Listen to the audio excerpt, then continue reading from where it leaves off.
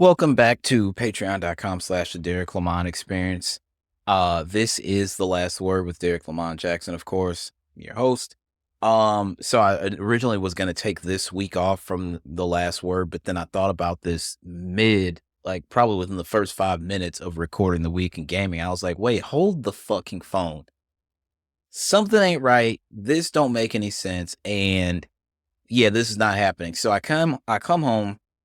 And while I'm changing to go for a run, I just kind of turn on YouTube. And the first video that pops up for whatever reason, and YouTube, we got to fix this. I know that they filter stuff to you just like Instagram or Twitter or TikTok. You watch this kind of content. So here's other content of the same. So they put a Colt Eastwood video right there at the top of my fucking YouTube timeline. I don't know Colt personally. I'm not a super duper rah-rah Xbox guy. I play on all platforms. I'm and I've told this story many of times. I was a PlayStation guy initially. I was a Sega guy, Nintendo guy. PlayStation guy because of Final Fantasy VII, Resident Evil, stuff like that. The reason I even got into the Microsoft ecosystem is because the Xbox 360 came to market a year before the PlayStation 3. Bar none. It came out November 25 of 2005. I'm sorry. The PS3 and the Nintendo Wii did not come out till November of 2006. I love the 360 controller. I love games like Project Gotham Racing and a lot of other stuff. I missed out on a lot of stuff the first time around, Gears and stuff like that, because by that time the PS3 was out and I was playing MLB The Show, Uncharted, Drake's Fortune, Ratchet and Clank, a bunch of different stuff, right? So I went back and went through the Xbox library when the backwards compatibility program was released on the Xbox One. So I then got to experience, I bought Gears of War Ultimate Edition, and then because I purchased that, they gave me Gears 1, 2, and 3 and Judgment.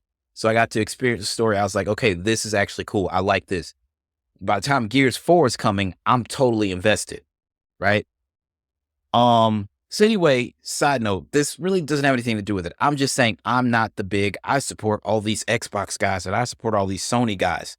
The main gaming podcast I listen to at this point is Weapon Wheel Podcast. Sometimes I will listen to Beyond, the PlayStation IGN podcast. Sometimes I listen to Nintendo Voice Chat. I listen to Jumping Up, Last Stand Media. I also listen to Sacred Symbols, Last Stand Media. I still listen to kind of funny stuff like that. But I don't listen to any strictly Xbox podcasts. Just tell you that right off the bat. Why? Because it's just weird to me. You have to be able to accept fault and admit when people do things that are wrong. And somebody made this analogy that Xbox fans, Trump fans, and Drake fans are all the same. No matter how much the information is right there in your face, they will defend it tooth and nail. Phil Spencer's like, we lost the console generation. We lost the last one. We're losing this one. And they're like, no, Xbox is here to stay. We're running this shit. Sony doesn't even have games. They have to rely on Xbox. And it's like, yeah, but if Xbox was generating the type of revenue they needed, they wouldn't have to port their games over to PlayStation. Drake didn't lose that battle. Everybody knows Drake really won that battle. You don't sue in a hip hop battle, dog. And this is coming from, again, I play Xbox games. I listen to Drake music, but I can also understand the difference between a rapper and a bar god. And I can also say, yeah, objectively, I could say somebody might have written this for Drake when you were in probably the most important battle of your life. Family Matters was your best offering. And that's not the shit on that record, but this is from the same guy that did Duppy Freestyle and Back to Back and the Stay Scheming verse. And I didn't get any of that venomous Drake in any of the stuff he had for Kendrick, right? I definitely did not fucking vote for Donald Trump. Let's be fucking real about that, all right? Point blank period. Didn't happen. Just didn't fucking happen. So I'm not even going to touch that shit with a 10-foot pole. Anyway, so rumors have started making their way that the next Microsoft Xbox console is going to be a hybrid console and PC, and then there will be a separate SKU that is an Xbox handheld. And to this, I've said multiple times, if I'm on the board of directors at Microsoft and I'm the one counting the beans and telling them how they're going to spend their dollars, there's no way I would give them 2 SKUs after what we just saw with this generation. And in fact, the Xbox Series S has outsold the Series X. Your flagship, your top tier console is being outsold by your lower entry barrier console. And that's crazy. Now, I don't know if those numbers have changed, but that's the way it was for the first few years of this generation. Well, then they're like, so the next one's going to be a console PC hybrid. Not only is it going to play your Xbox library, it'll play your Steam library. Case in point, if you bought PlayStation games on Steam like Spider-Man Miles Morales, Spider-Man 2, The Last of Us 2, God of War Ragnarok, Horizon, you get to play all those PlayStation games on the new Xbox. Sony's dead. Microsoft's back up. So I was like, let me click on Colt's video just for shits and grins. And Colt is doing his regular Colt, and he hadn't gotten to, him going full Colt. So I'm checking the comments and I'm reading this and they're like, Sony's dead. This is the killer right here. This is the kill shot. Buddy. Let me tell you something. The day that PlayStation allows their games to be playable on Microsoft console hardware, aka an Xbox, is the day hell freezes over. So I'm on XboxEra.com. It says, could PlayStation block their games from being played on future Windows-based Xbox hardware? With Xbox handheld teases from Phil Spencer in recent interviews to Windows Central's reporting that the next generation of Xbox hardware has been greenlit, there's plenty of discussion about Microsoft's future hardware plans, and that certainly shows no signs of slowing down. It's come to a head this week with a slightly different slant, with many gamers asking one question: could PlayStation block its games from being played on future Windows-based Xbox hardware? Silver Cates replying to Tom Warren, nope, Sony can restrict and block their PlayStation games at Steam on an Xbox console. Tom Warren says, quote, if that Xbox console is just a Windows PC, then no, they can't. It's really not difficult to understand the basic concept. It's a debate we've seen raging across social media over the last couple of days, and everyone has an opinion on the matter. Let's dig into what we know based on reporting, history, and more than a little conjecture. Before that, of course, we need to talk about Xbox. Microsoft themselves revealed earlier this year that they plan on combining the best of Xbox and Windows together for future hardware, including the growing handheld PC market. As reported by Windows Central, new hardware for the next generation has apparently been greenlit all the way up to CEO Satya Nadella. Again, I'm not saying you don't need new Xbox hardware. I'm saying you don't need 2 SKUs. You really don't. That would be a mistake in my opinion, but whatever. I just don't understand you giving them the green light to do that when you gave them a blank check. They went out and bought 2 publishers, and it didn't help you because now you have to put your content on your biggest competitor's console. Stay with me. So it sounds super exciting, except while we understand that Microsoft aims to bring Windows and Xbox closer than ever before and that they've said as much, we, as of yet, don't know what that final form will actually take. Will it play everything you currently own from Xbox, all the way back to the OG Xbox, Xbox 360, Xbox One, and the current generation hardware? Will it be a best of efforts sort of affair with some games working and others not so much? This is all on Microsoft and Xbox to answer and solve, and one of the problems for them is the never-ending conjecture and theorizing from outlets like ours, Xbox fans, and the wider industry. It often leads to unrealistic expectations and narratives that start to take on a life of their own. But hey, and I don't mean this unkindly, it's their problem. So let's have some fun and talk about the hot topic of the week. If the future Xbox hardware is basically a PC and PlayStation releases its games on PC, does that mean you'll be able to play your PlayStation games on Xbox? I think it's fair to say it bluntly, Sony's got prior form here. Only in recent years has the platform holder made the moves to support PC platforms with its games, and even then it's often way after they've released on their primary platform, the PlayStation console. I'm going to pause there. That time frame has gotten smaller. It used to be a couple of years, about 2.5 years. It has gotten smaller. We are seeing the games come much quicker. Spider-Man 2 came out October 20th of 2023. It released on PC sometime this year, so not even a full 2 years. When crossplay became more and more normal, Sony resisted, holding back crossplay on PS4 for years before finally relenting due to the growing backlash. Sony even had the nerve to claim concerns about the protection of children when it came to Minecraft, which Xbox felt pretty strongly about. One quote from Gio Corsi at the time, Sony's senior director of developer relations at that time, said something on crossplay that sort of encompasses Sony's approach in a nutshell. Quote, as you know, many companies are exploring this idea. Not a single one can explain how cross-console play improves the PlayStation business. He's not wrong. Improves the PlayStation business. There's a fair amount of sentiment in the statement. They did find a way to achieve those improvements the way they were looking for eventually. Per The Verge, it was charging publishers a royalty whenever PlayStation players contribute more than a certain percentage to the bottom line of a cross-platform game in order to offset the reduction in revenue. Will letting their games be played on a rival's hardware, even if it's effectively a PC, lead to more of that? I doubt Sony thinks so. And in reality, Sony has taken a very tentative approach to releasing its tentpole titles on PC. If it's a single-player release in a key Sony franchise, non-console players have had to wait anything from 6 months to 2 years for its PC debut. With partner-published titles like Helldivers 2, Sony saw wild success releasing simultaneously on both PlayStation and PC.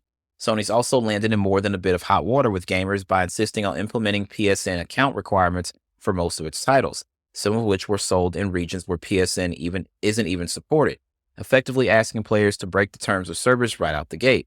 It's still early days for Sony in its multi-platform journey, and it brings to mind stark reminders of when Xbox first took the plunge with games like Quantum Break and Sea of Thieves. Xbox console players were less than pleased, but over time, folks got over it. Will Sony fans have to go on the same journey? That remains to be seen. Closed doors and open windows. While Windows isn't a completely open platform, it's far more open than a walled garden console ecosystem. Users on PC can install software from anywhere and don't have to rely on a single storefront. Windows is hardly agnostic and will run on PC hardware from any manufacturer, and in turn allows users to modify games files, install third-party applications, mods, and if a user wants to bypass any DRM systems in place. If Sony makes, say, a Steam version of their game, it becomes a standard Windows-based application. As such, it should be able to run on any Windows-based device that supports it. Sony will have a lot of sway, but they can't control where Steam, Epic, or any consumer-facing digital store make their storefront available. In turn, this will make it difficult but not impossible to impose any hardware-level restrictions on where a game can be installed and played. It's possible that Sony can try to enforce platform restrictions through DRM or online-only requirements. The PSN account requirements, as mentioned before, for games like Helldivers 2 could be used in some way on this yet to be fully defined hybrid PC like Xbox. If they successfully block PSN logins on whatever form new hardware from Xbox takes, it's logical to assume the game won't run. I'm going to pause right there. And that's what I was believing. That's what my thought was. If they're going to force players, even on single-player games, to sign into a PSN account to play single-player games, surely they would go to some sort of measures from blocking people on playing PlayStation games on Xbox hardware. This isn't MLB The Show. Sony did not say, there's no way somebody at Sony woke up and said, let's just throw Xbox a bone and put MLB The Show on the Xbox platform. That's not what happened. Major League Baseball stepped to Sony and said, you make our only licensed Major League Baseball game. If you want to continue using that license, you will release this game on multiple platforms. Meaning Sony had to get Nintendo's Switch dev kits and Xbox dev kits to release MLB The Show on Xbox and Nintendo. That's how it happened. That's exactly how it happened. Anybody that tells you different is out of their fucking mind. Because if they were going to do that, they'd have went the same route Microsoft did. Fuck it, if we're going to give them one game, we might as well give them all. That's not what they did. So yeah, I do believe a lot of people are like, well, why doesn't PlayStation just make their own launcher? They could do that. And there was like a hint of a launcher and some coding that somebody found sometime late last year, if I remember correctly. Don't know. There's a tweet from Jez Corden that said, quote, for those saying PlayStation can't block their games on Steam arbitrarily from an Xbox PC, they absolutely 100% can. GeoForce now found this out the hard way. If the next Xbox supports Steam, Epic Game Store, or PlayStation block their PC titles on Microsoft hardware, he replied to his own tweet. A lot of folks point to services like GeoForce Now, who famously turned on the ability for users to play whatever they owned, but didn't actually work out any deals with publishers first to make sure they were okay with that, meaning games were swiftly removed from the service. Publishers want to be paid. Who knew? This is a very different scenario than outright stopping a game from running natively on a device. It has more to do with the licenses and permissions that NVIDIA didn't have as a streaming provider. Yet Xbox users can play PC versions of some PlayStation games they own using services like Boosteroid. You need to own the game you want to play already, say via Steam, and you simply load up Boosteroid and play through your Edge browser on your Xbox console. Want to play Spider-Man on your Xbox? Well, it works and it's possible right now, so maybe Sony won't care that much at all. Let me tell you one thing about the Japanese. They care and they want every single dollar, or is it yen? Every single yen over there. They want it all. They're not going to go quietly into the night on this. They're just not going to. Is it good for Sony? Well, this is where I'm purely basing things on my gut here, and that the sentiment from a Sony executive rings out once more. Will it improve the PlayStation business? I'm willing to bet good money that Sony certainly won't think so, and therein lies the rub. They've made it very clear that PC gamers are secondary in their eyes to the console faithful and consistently take a timed exclusivity approach to PC releases for the majority of their games. If Xbox blurs the line between their PC and console, Sony will likely believe they have a strong incentive to keep its PC games off the device. The question is, will they take whatever steps they deem necessary to block an Xbox PC from running standard PC-based applications just because they can? Or will they adopt the attitude that most publishers are taking nowadays, that more players, more sales, and more money in the bank are a good thing for their bottom line and the industry as a whole? Well, let's go back to the question they posed earlier. Will it improve the PlayStation business? And to that, the answer would be no. Sony is still in the business of selling consoles. Even with a pretty dry run this generation of not a lot of great first-party content, people are still very, very dedicated to Sony hardware. I myself am one of them. I'm not going to lie. They still are outselling the Xbox Series X and S 2-1 in this console generation. What does that tell you? There's no way, and everybody's like, Sony's going to go day and date. They're not. They're not. Because if I release my games on PC the same day I release them on console, and everybody's praying for one single platform, it's essentially cutting off your nose to spite your face. Nintendo's not going to PC. So what would happen is everybody would build a gaming PC and it would eventually leave Nintendo as the only console maker.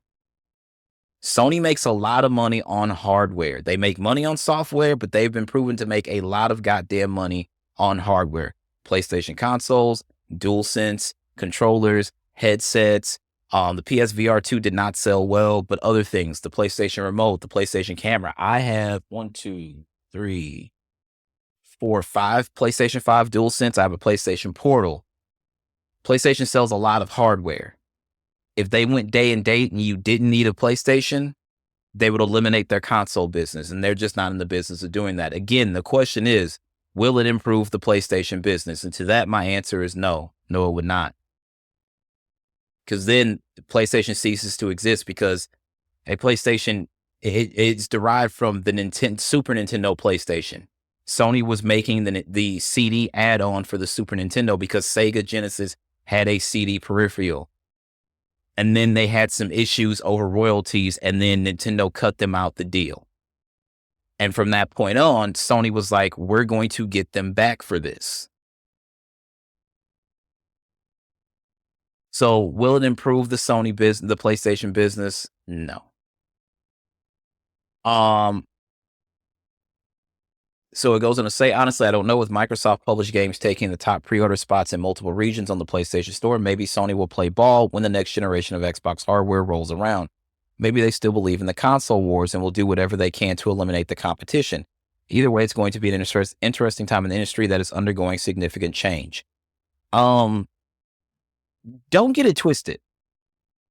They still see Microsoft as the enemy. When asked why they wanted to block the Activision Blizzard deal, they said Microsoft wants Call of Duty. They would keep it off of PlayStation platforms. There is not another shooter like Call of Duty in its genre, and they want to own it. And then Microsoft had to play ball and say, hey, no, we're still going to keep it on PlayStation. And as a matter of fact, we'll also give it to Nintendo. Microsoft had to make a lot of concessions to get that deal to go through. And then in the long run, a lot of people who are very strict to the Xbox brand and loyal to the Xbox brand say, you know what, I kind of wish we had not acquired Activision Blizzard. So this is all, it's all for conjecture at the moment. We don't know anything until we actually get like concrete evidence that, hey, this is a PC and a console at the same time. Hey, it actually can play your Steam library. Because at that point, if Sony finds out that this is a real thing and it affects their games, would not be surprised if they made their own PC launcher and cut Steam out. They've invested into Epic, so I'm not sure if they would cut them out, but I would like, here's my thing. Gabe Newell was on record as saying the PlayStation 3 was hard to develop for. So they already have it in for him. I'm just saying this would not make things any better. And I know that was a long time ago. That was a long fucking time ago, granted. But if they find out like, hey, so they've got a gateway to our games via you, guess who doesn't get our games anymore? You. And yeah, I could see them blocking things like they did on GeForce Now. Just saying. Just saying. So I don't know, for all y'all thinking this is the future and you're about to come up big, like, don't count your chickens before they hatch. That's all I'm telling you. Anyway, that's all the time I got for you guys. By the time you hear this on Free Feeds, I hope that you enjoyed the Nintendo Switch 2 Direct. I'm hoping that I enjoyed it myself. I'm hoping that we got to see some really, really good launch titles. And I'm hoping this whole third-party later situation is not a real thing, because that would seriously cannibalize their third-party attach rate in the first year of the console, and that would not be a good thing. Anyway, I'm going to end this like I end everything else. Believe in yourself first and foremost, because if you don't believe in yourself, of course, nobody else will believe in you. As always, my name is Derrick Lamon Jackson, and that is my time. Y'all have a good one. Peace out.